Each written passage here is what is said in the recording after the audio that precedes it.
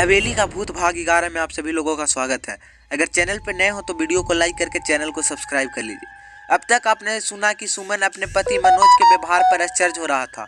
उसे समझ ही नहीं आ रहा था कि उसका पति जो उसका इतना ध्यान रखता था अचानक इतना बदला बदला क्यों नजर आ रहा था। और उसकी बेटी गौरा सुमन के कान में दवा लगाती है। और अब आगे सुनिए। अब सुमन सोच ही रही थी, अब वह पुलिस को तो बुला नहीं सकती क्योंकि उसके पति मनोज ने उसे घर में पुलिस बुलाने से मना किया था। पर घर में कंकाल पड़ा है, यह बात उसके गले से नहीं उतर रही थी। इतने में मनोज ट्रे में दूध लाता है सुमन के लिए और बोलता है, मैं कुछ दिन से देख रहा हूँ कि तुम बहुत परेशान हो, चलो जल्दी से हल्दी वाला दूध पी लो, आराम मिलेगा और नींद भी अच्छी आएगी। सुमन के हाथ में दूध का गिलास देते हुए सुमन आश्चर्य से मनोज को देख रही थी। उसे समझ ही नहीं आ रहा था कि कभी मनोज इतनी केयर करता है और मन मन खुशी भी हो रही थी। सुमन मुस्कुराते हुए दूध का गिलास मनोज से ले लिया। इतने में किचन में से तेज कुछ गिरने की आवाज आती है। सुमन दूध के गिलास टेबल पर रख उठने लगती है।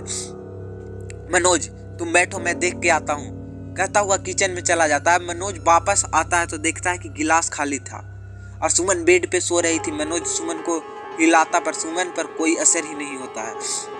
मनोज जोर जोर से हंसता और बोलता है, क्या समझ रही थी तुम मुझे पकड़वा दोगी और मैं देखता रहूंगा? ये सब कितने पापड़ बेले हैं। मैंने इस प्रॉपर्टी को पाने के लिए अपने बड़े भाई की और भाभी को मारा। उसके बाद उसकी वो पागल नकचड़ी लड़की रिहाना के नखरे से हैं। साला मेरा भाई मरने से पहले वसीयत बना गया था कि 21 साल तक उसकी बेटी की मुझे देखभाल करनी पड़ी। उसे इतना झूठा प्यार दिखाया, सर आंखों पर बिठा के रखा, जरूरत पूरी की और उसके बाद वो जब हकदार बनी तब वो ले आई उस कमीने आयुष को मेरे सामने और बोली, मैं आयुष से बहुत प्यार करती हूँ और हम दोनों शादी करना चाहते हैं। वो गरीब हमारे माली का बेटा जो शहर से पढ़ के आया था, वो खुद को हीरो समझने में लगा था। उसकी इतनी हिम्मत कि वो मालिक बने क्या ख्वाहिश देखे। मैं जानता था वो मेरी इतने सालों का तपस्या को कुछ समय में झूठे प्यार करके सब कुछ हड़प जाना चाहता था। पहले उसके बाप ने सारी जायदाद अपनी बेटी रिहाना को दे दी, जबकि मैंने भी कारोबार के बराबर की मेहनत की थी। उसके बाद उसकी बेटी जिसका मैंने 21 साल पाला, अब वो भी मुझे धोखा दे रही थी। मैं जानता था यहाँ गुस्से से काम नहीं चलेगा, तो मैंने वहाँ चालाकी से काम किया। धीरे धीरे रिहाना के मन में आयुष के लिए जहर घोलना शुरू किया और उसे ऐसा अपने प्यार में ऐसा फंसाया कि वो आयुष को गलत और मुझे सही समझने लग गई।